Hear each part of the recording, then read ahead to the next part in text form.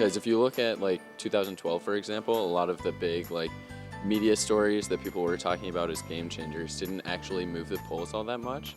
And this cycle, maybe because of like the egregious nature of them, but we have actually seen the big news stories have moved the polls 2 points, 3 points, 4 points in one direction. I think the media, especially in this election, is really a double-edged sword. It's really helpful in that it keeps candidates, makes them accountable for everything they say. So everything they say will be fact-checked, will be scrutinized, but at the same time, it really gives the media the power to scrutinize whatever they want. Some of these news stories are so ridiculous, and because they're kind of unprecedented in American history, that we are seeing them change a lot of opinions.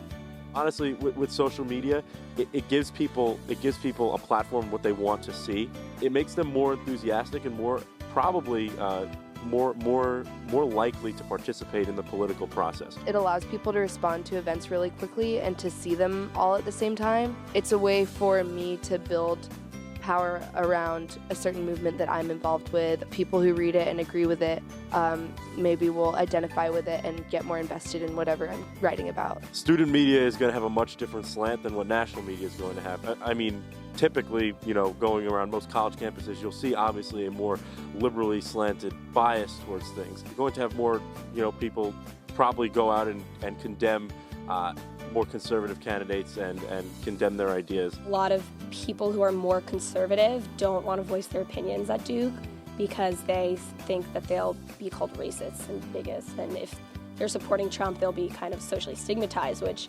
has, maybe positive benefits in that you should think about why that is, but at the same time, I think there's a very one-sided conversation, which can be dangerous.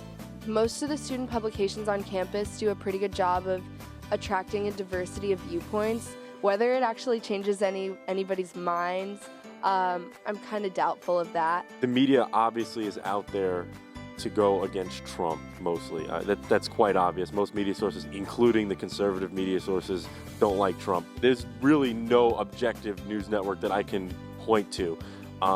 But of course there's biases on Duke's campus. This is every college campus. Our political dialogue is definitely just very skewed one way. But I think that the Chronicle and the media in general actually does a really good job of keeping themselves unbiased. I think there's, and this is nationwide, a really strong confirmation bias in that people don't want to challenge their beliefs. You need to challenge yourself really to read those articles, but even if you do, you'll find the faults in them and you'll really pick out what's bad about those arguments rather than thinking about them. Getting involved with a publication is sometimes kind of intimidating, especially if it involves like a title or a role that you're doing every single week or every single day. If there were more guest columns or outlets for something like that, it would be a really cool way to reach out to more students. I would like to get more conservatives in the student media. I'd like to get a bigger diversity of thought. As a Donald Trump supporter, it's very tough to walk around a college campus and